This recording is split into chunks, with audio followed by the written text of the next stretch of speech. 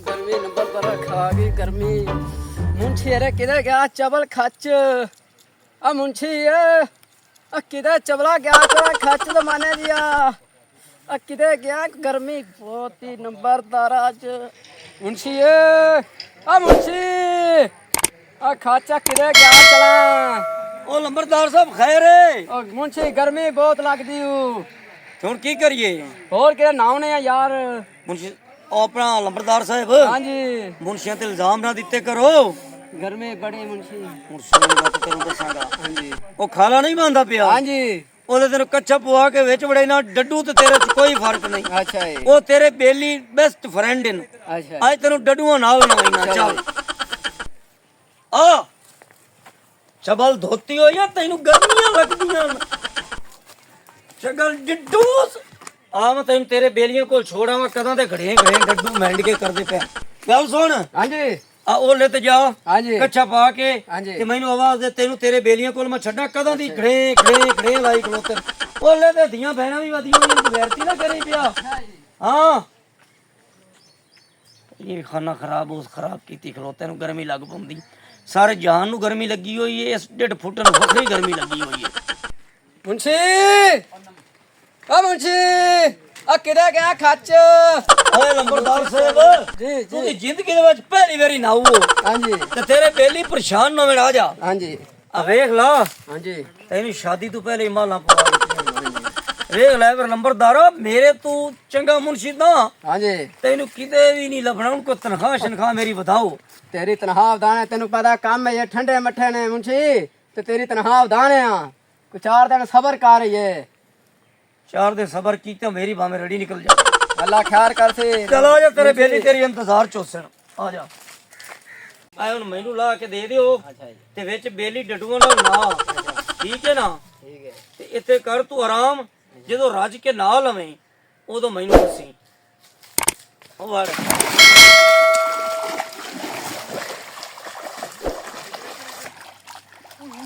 ਉਹ ਵੇਖ ਨੰਬਰਦਾਰ ਨਾਰੇ ਡੱਡੂਆਂ ਵਾਲੇ ਓਏ ਹੱਟ ਓਏ ਪਰਾ ਅੱਪਾ ਤੇਰੀ ਖੋ ਆ ਮਾਰ ਹੱਟ ਦੇ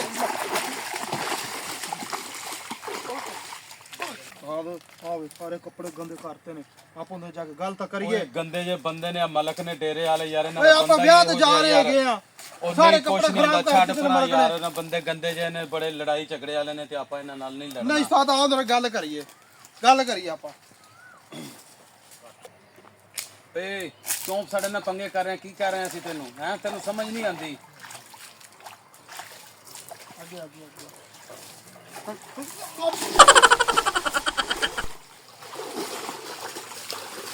ਦੋ ਲਾਖ ਦੌੜ ਕਰ ਗਈ ਯਾਰ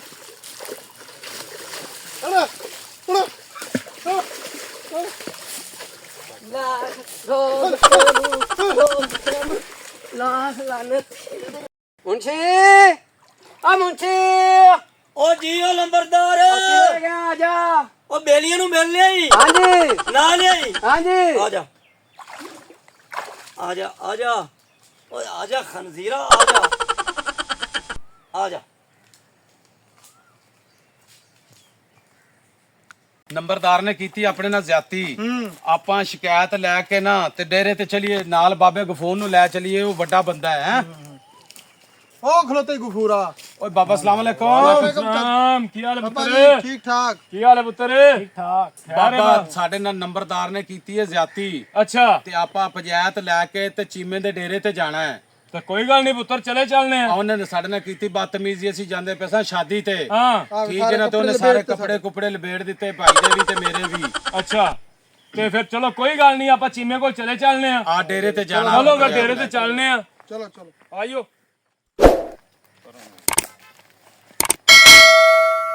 अस्सलाम वालेकुम ਸਲਾਮ ਬਾਬਾ ਗਫੂਰਿਆ ਕੀ ਹਾਲ ਹੈ और चीमा साहब ਕੀ ਹਾਲ ਹੈ ये ठीक है ਆਓ ਜੀ ਅਲੀ ਸਾਹਿਬ ਕੀ ਹਾਲ ਹੈ सारी खैर मेरे ਅੱਲਾ ਦਾ ਸ਼ੁਕਰ ਭਾਈ ਜਾਨ ਦੁਆਵਾਂ ਤੁਸੀਂ ਸੁਣਾਓ ਜੀ ਖੈਰੀ ਆਏ ਜੇ खैरी की होना यार चौधरी आ बच्चे मेरे जा रहे सी ਵਿਆਹ ਤੇ ਅੱਛਾ ਬੈਠੋ ਬੈਠ ਤੇ ਉਹ ਤੁਹਾਡਾ ਜਿਹੜਾ ਨੰਬਰਦਾਰ ਰੱਖਿਆ ਤੁਸੀਂ ਅੱਛਾ ਉਹਨੇ ਕੀਤੇ ਸਾਡੇ ਬੱਚਿਆਂ ਨਾਲ ਕੀਤੀ ਬਦਤਮੀਜ਼ੀ। ਅੱਛਾ ਇਹ ਵੇਖੋ ਆ ਕੱਪੜੇ ਕੁਪੜੇ ਉਹਨਾਂ ਦੇ ਲਪੇਟ ਦਿੱਤੇ ਨੇ, ਉਹ ਜਾ ਰਹੇ ਸਨ ਵਿਆਹ ਤੇ।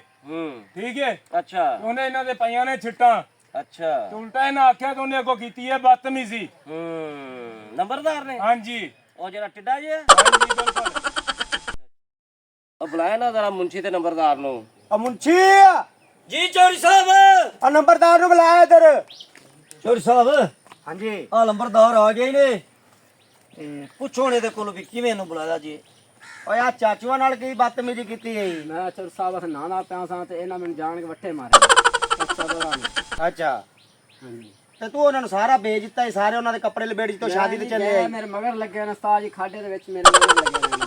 ਬਾਬਾ ਦੱਸ ਹੁਣ ਤੂੰ ਚੌਰੇ ਨੂੰ ਤੇ ਚੀਮੇ ਸਾਹਿਬ ਨੂੰ ਕਿ ਵੀ ਅਸੀਂ ਕੀ ਕੀਤਾ ਤੇ ਇਹਨੇ ਕੀ ਕੀਤਾ ਨਹੀਂ ਸਾਡੇ ਨਾਲ। ਅਸੀਂ ਖੱਚਾ ਬੱਟੀ ਦਾੜੀ ਵਾਲੇ ਵੀ ਸਾਡੇ ਮਾਲ ਨੂੰ ਵੀ ਵੱਟੇ ਮਰਿੰਦੇ ਰਹੇ ਹੋ ਵੀ ਫੈਮਲੀਆਂ ਦੇ ਵਿੱਚ ਖਾਨਦਾਨਾਂ ਦਾ ਜਿਹੋ ਜਿਹਾ ਪੁਰਦਾ ਜੰਮ ਪੰਦਾ ਤੁਸੀਂ ਸਾਨੂੰ ਮਜ਼ਾਕ ਮੁੰਚੀ ਸਬਰ ਕਰ।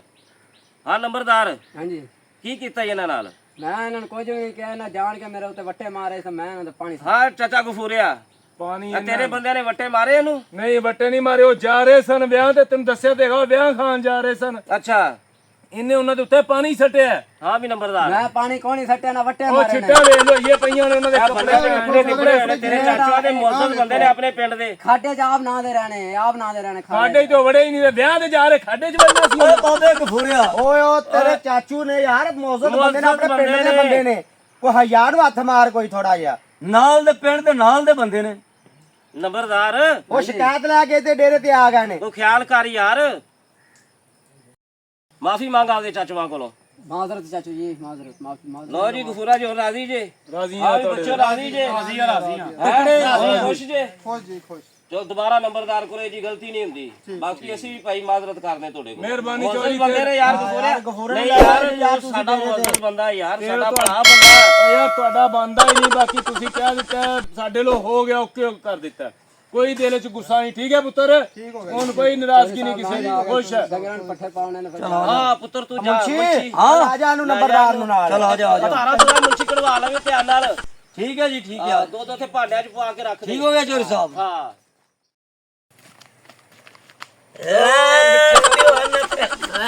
ਕਿੱਦੀਆਂ ਵਾਂ ਤਾਂ ਨੇ